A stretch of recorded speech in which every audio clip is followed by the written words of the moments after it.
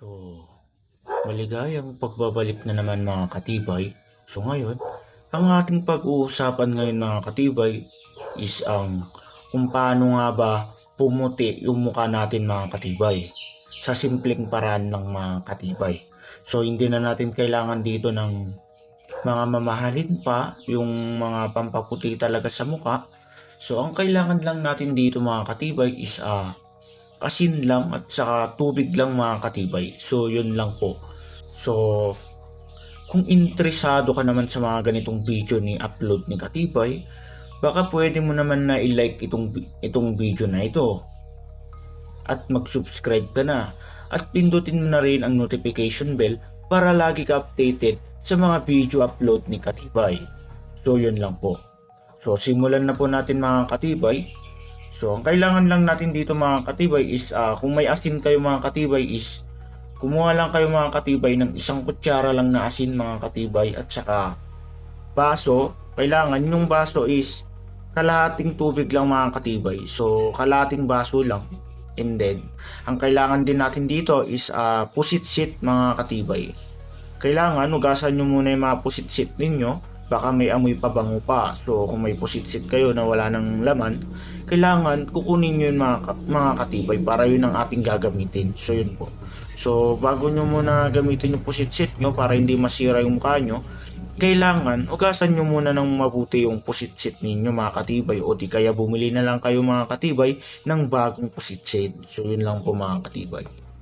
And then once na nakasandok ka na ng ng isang takal na kutsara na asin, ihalo na natin dito mga katibay sa tubig. So dito po sa kalating baso, ihalo-halo lang po natin mga katibay. Ganyan, mix lang po natin kasi legit talaga ito mga katibay. Napaka-effective talaga nito.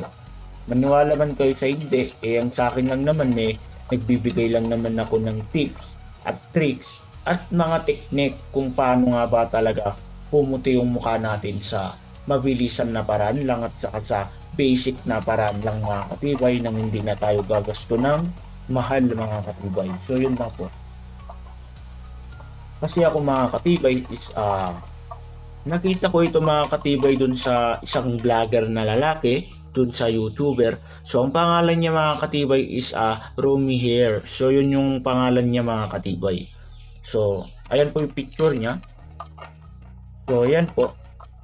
Sabi niya po kasi mga katibay kailangan daw po pag hugasan daw po natin yung mukha natin, gamit lang daw po yung asin at saka kalating tubig lang daw po na baso. So yun lang po mga katibay. So effective ito mga katibay. So gawin na ninyo. So papapansin nyo naman mga katibay na mag-glow up talaga yung mukha ninyo mga katibay, kasi nga 2 weeks lang ito mga katibay para magbago-bago na yung maitim natin na itsura mga katibay. So yun.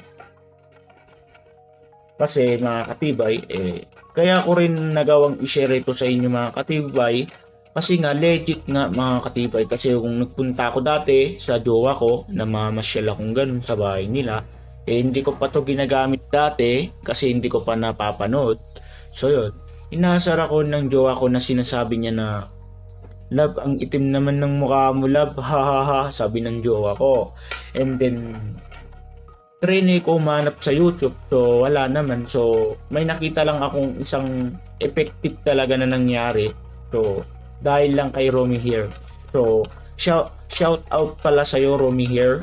So malaking tulong na ito sa mga mukha namin na may itim. So yun siya mga katibay. So tara na sa topic.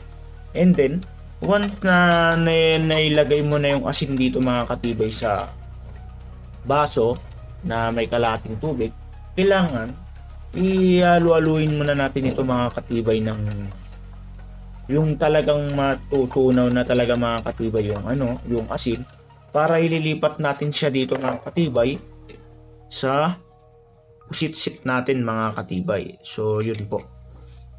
Kasi kapag hindi natin haluin to ng maayos mga katibay, ng mabuti, maaaring bumara dito mga katibay yung asin. So yun mga katibay. So sana magigets ninyo mga katibay. And then haluin lang natin ng haluin hanggang sa mahalo na talaga. So pasensya na mga katibay kasi hindi ko nga pinapakita yung tsura ko. So ayun mga katibay.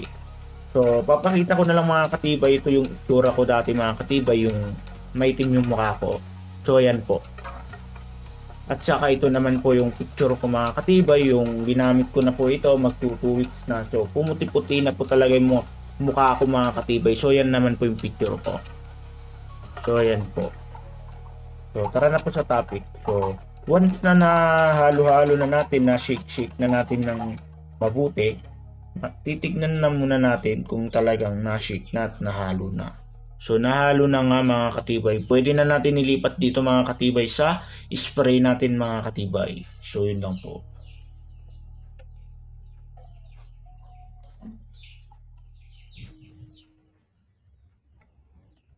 Yan. So yan mga katibay.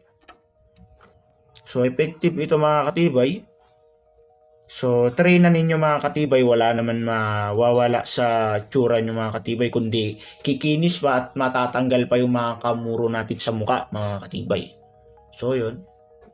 So kada gamit nyo pala nito mga katibay, kailangan mga katibay, pag matutulog kayo katibay, kailangan ugasan muna ninyo yung mukha nyo ng tubig lang mga katibay, and then saka na ninyo mga katibay ipupusit-sit mga katibay sa mukha ninyo mga katibay. So yun, pagpasensyaan nyo na po ako, medyo nabubulol po ako ngayon.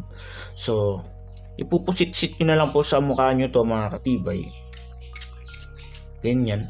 Kailangan yung mata ninyo mga katibay, kailangan hindi nyo mapupusit-sitan. Kailangan nakakapikit kayo mga katibay para hindi yung mata natin, kasi nga maapti mga katibay kapag malalagyan yung mata natin. So hindi naman to nakakabulag, so maapti lang.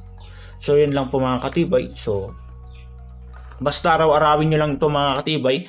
Kada pagkatapos nyo maligo, yun, pusit-sit lang sa mukha mga katibay, ganun lang.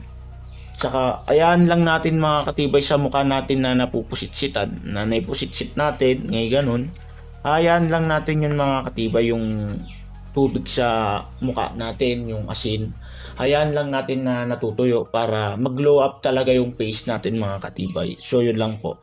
So hanggang dito na lang to mga katibay, yung video na ito. So kung nagustuhan mo naman tong video na ito mga katibay, please pindutin mo na yung like at mag-subscribe ka na rin sa aking channel at pindutin mo na rin yung notification bell para lagi kang updated sa mga bago upload ni Katibay. So yun lang po.